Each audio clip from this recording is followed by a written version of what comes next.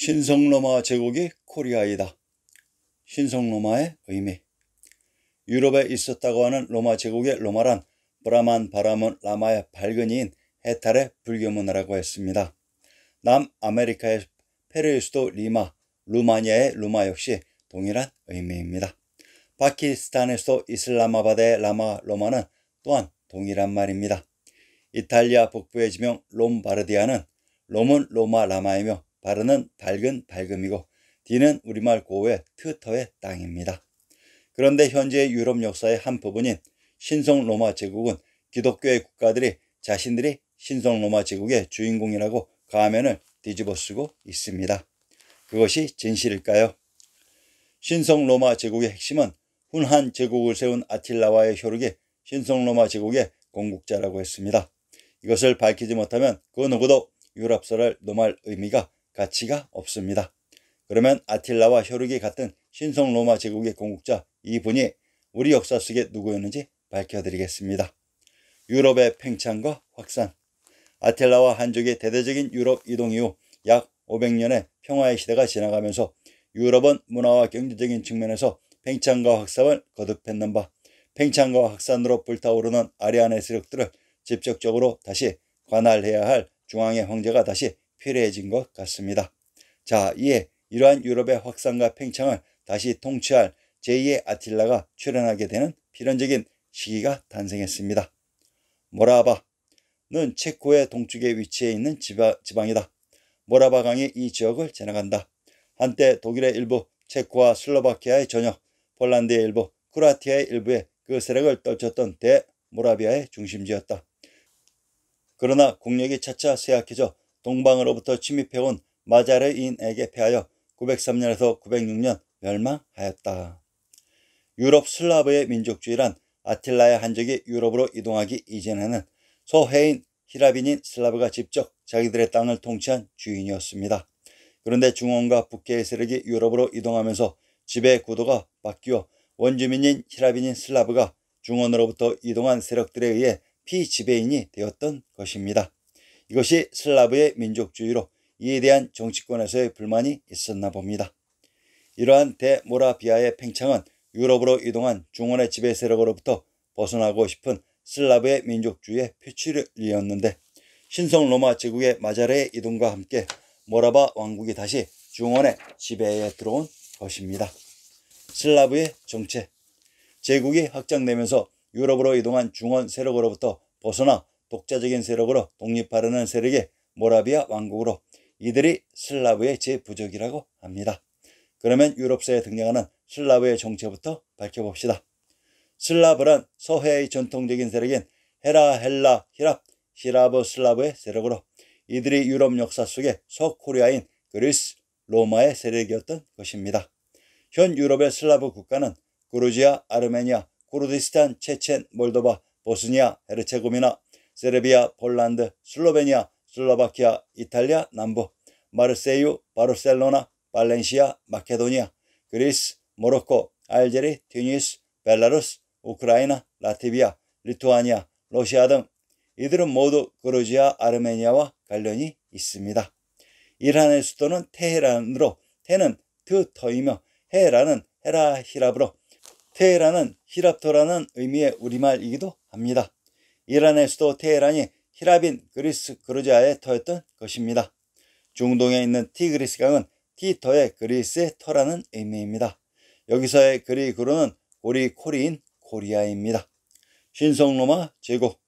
오토 대제는 독일 왕국의 국왕이자 이탈리아 국왕이며 신성로마 제국의 초대 황제이다. 증조부가 개창한 루돌핀 가문에 속하지만 신성로마 제국 황제가 되면서 오토 왕조를 출범시켰다.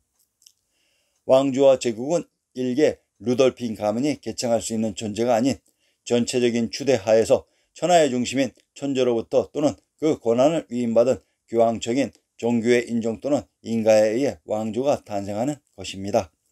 유럽의 독일은 일개 루돌핀 가문이 제국을 개창할 수 있나 봅니다. 현재의 유럽 역사는 상기와 같이 신성 로마 제국을 조작했습니다.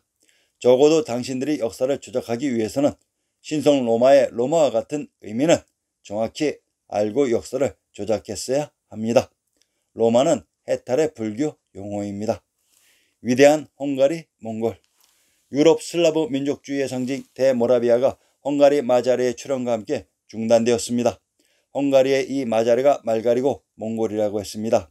헝가리의 이 마자르는 과연 누구일까요? 그에 대한 답은 아틸라의 훈 한족의 이동에 있습니다. 헝가리 마자르의 정체. 대불가리아 605년에서 642년. 불가르족은 족장이었던 쿠브라트 아래에서 하나로 통합되었다. 605년경에 대불가리아로 알려진 한국을 세웠다. 쿠브라트 사후 쿠브라트의 5 아들이 각각 갈라섰는데 그중 차남인 바트바야는 볼가강 유역에 정착하여 볼가 불가리아를 세운다. 즉 훈족, 한족, 몽골의 고향으로 돌아가 나라를 재건한다는 얘기로서 역사 속 볼고그라드로 추정됩니다. 이들 대불가리아 바트바야의 후손들이 바로 신성로마 제국 마자르 이동의 그 주인공들이었습니다. 헝가리와 불가리는 동일한 혈통의 몽골입니다. 불가르족의 족장 쿠브라트가 바로 이스탄불 한 제국의 황제이십니다. 현재의 이스탄불은 원래 불가리아의 영토였습니다. 쿠브라트란 쿠는 카샤카이고 브라는 바라브라의 발근이며 트는 터 땅입니다. 볼가 불가리아란 밝고 밝은 고려이며 볼고그라드는 밝은 고려터입니다. 헝가리의 마자르가 왜 몽골인가? 자, 그러면 헝가리가 몽골이었다는 결정적인 증거를 제시하겠습니다. 카르피니 몽골의 역사편에 몽골은 4개의 부족으로 구성되어 있다고 합니다. 예카 몽골, 예카테린부르크, 수 몽골, 이스타나, 메르키트, 메크리트. 몇 년 전 헝가리 부다페스트의 다누브강에서 유람선이 침몰하면서 많은 한국인들이 죽는 비극이 발생했으며 그곳의 다리 이름이 메르키트였습니다. 즉 헝가리가 몽골의 한 부족인 메르키트였던 것입니다. 신성로마 제국의 황제는 과연 누구였는가? 로마 제국 시기부터 헝가리 왕국 탄생 시기까지 이 지역에는 슬라브족과 아바르족이 거주하고 있었다. 헝가리인들이 중앙아시아로부터 이곳에 오기 직전에 동프랑크 왕국, 불가리아 제1제국, 대모라비아가 헝가리 분지를 통치하고 있었다. 이제 막 종족을 하나로 통일한 아르파트가 지휘하는 마자르이는 895년에 헝가리 분지에 정착하였다. 헝가리인들의 집단 의식 속에서 아틸라는 실제로 민족 영웅이 되었고 곧바로 9세기에 나타난 헝가리 최초의 군주 아라파드 군왕과 연결되었다. 언어학자들에 따르면 헝가리인들은 고대의 우라로를 사용하는 민족에서 기원한다. 중앙아시아에서 9세기에 유럽에 등장한 헝가리인들의 의식 속에 한훈 제국의 지도자 아틸라가 민족의 영웅이었다고 합니다. 그리고 한훈 제국의 지도자 아틸라와 신성로마 제국의 황제 아라파드는 같은 혈육이라고 했습니다. 마자르의 지도자 아라파드란 아라는 알의 알 땅이며 파는 법왕청이고 드란 터인 땅입니다. 신성로마 제국의 황제 아라파드의 정체. 과연 헝가리의 황제 아라파드는 누구일까요? 분명한 것은 한 제국의 지도자 아틸라와 신성로마 제국의 황제 아라파드의 혈연관계를 일치시켜야 됩니다. 아라파드의 정체. 고려 해종은 고려 제1대 국왕이다. 자는 승건, 휘는 무, 고려 태조 왕건의 맏아들이다. 왕권 다툼 속에서 해종은 명확한 결단을 내리지 못하고 있다가 945년 병으로 죽었다. 왕건의 장남 고려 해종이 바로 신성로마 제국의 오토 대제이시며 헝가리의 아라파드였습니다. 조작된 역사에서는 해종이 일찍 죽는 것으로 조작했지만 이분이 바로 신성로마 제국의 황제 아라파드입니다. 헝가리의 역사에서 4세기 훈족을 이끈 지도자 아틸라와 신성로마 제국의 아라파드는 같은 혈육이었다고 했습니다. 그러면 이를 증명해 보이겠습니다.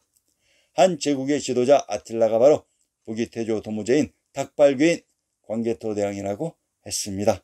고려 왕건의 상계를 인용합니다. 왕건의 선계는 북방선비족 사왕국에서 기원하였으니 사왕국은 기원전 108년경 한무제가 고조선을 정벌하여 사군으로 하였을 때 낭랑 지역으로서 오랜 세월이 지나고 나서 고구려 시대 북위에서는 탁왕시라 했고 사왕이 462년경에는 고구려와 북위에서 지냈다. 고려태조 왕건은 영주 왕시에서 기원되었음은 허하성시 총수에도 쓰여 있다. 한자 탁은 탁으로도 발음하지만 척으로도 발음합니다. 4세기의 훈적을 이끈 중원의 황제는 광개토대왕으로 이번이 중국사의 북이태조 도무제 탁별구라고 했습니다. 신성 로마 제국을 이끈 주인공은 왕건의 장남 회종으로 왕건의 상계에서 탁왕씨란 탁씨와 왕씨로 이들이 한 핏줄이었다는 진실입니다. 오스트리아 또는 오스티아라는 국명은 유럽 역사에서 많은 시사점을 안겨줄 것입니다. 즉 헝가리가 유럽에 이동 정착한 10세기 중엽 이전에 사용된 오스트리아라는 지명은 전부 조작이라는 사실로서 오스트리아라는 국명은 정확히 헝가리의 유럽 이동 정착 후 사용되는 국명입니다. 자, 그러면 오스트리아라는 국명이 어떻게 기원되었는지 확인해 드리겠습니다. 오스트는 오시터이기도 합니다. 자, 그러면 왜 오스트리아를 오시터라고 했는지 그 이유를 살펴봅시다. 고려 해종, 고려의 제2대 황제제, 자는 승건, 휘는 무, 시호는 의공이다. 태조 왕건의 맏아들이다. 어머니는 장화 황후 오씨이며 비는 대광 임의의 딸인 의화 황후이다. 고려 해종은 왕건의 맏아들이라고 하며 그의 죽음에 대해서는 의문이 제기되고 있다고 합니다. 즉 10세기 중엽 유럽에서 신성로마 제국의 오토 대제가 그냥 탄생한 것이 아니라는 사실이며 고려 해종은 태조인 왕건의 죽음으로 왕위를 물려받은 바 아우 종종에게 황위를 양해하고 모친을 모시고 유럽으로 같이 이동했으며 이때 같이 이동한 모친의 외척에게 하사한 봉지가 바로 오스트리아였던 것입니다. 이들 황제 아라파드를 보필한 몽골에게 주어진 봉지가 또한 헝가리로, 그래서 근대까지 오스트리아 헝가리 연합정부의 형태를 취했던 것입니다.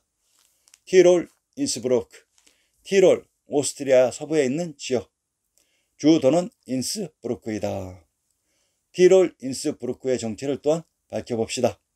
고려 해종, 고려의 제2대 왕 태조 왕건의 맏아들이다. 어머니는 장화 황후 오씨이며 비는 대광 임의의 딸인 의화 황후이다. 티롤이라는 의미는 티는 트터 땅이며 롤은 랄 아랄 야르 여르의 요입니다.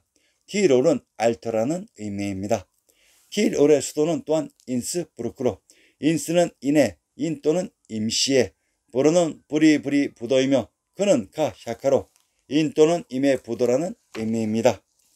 고려 해종 왕후가 의화 왕후 임씨로서 해종이 유럽으로 이동해서 신성 로마 제국의 황제가 될 때 중원의 모친과 처가 세력을 대동시킨 정황을 파악할 수 있을 것입니다. 신성 로마 제국의 수도는 현재에도 인구가 1000만 명 이상인 이스탄불이었습니다. 이곳이 역사 속의 베니스입니다.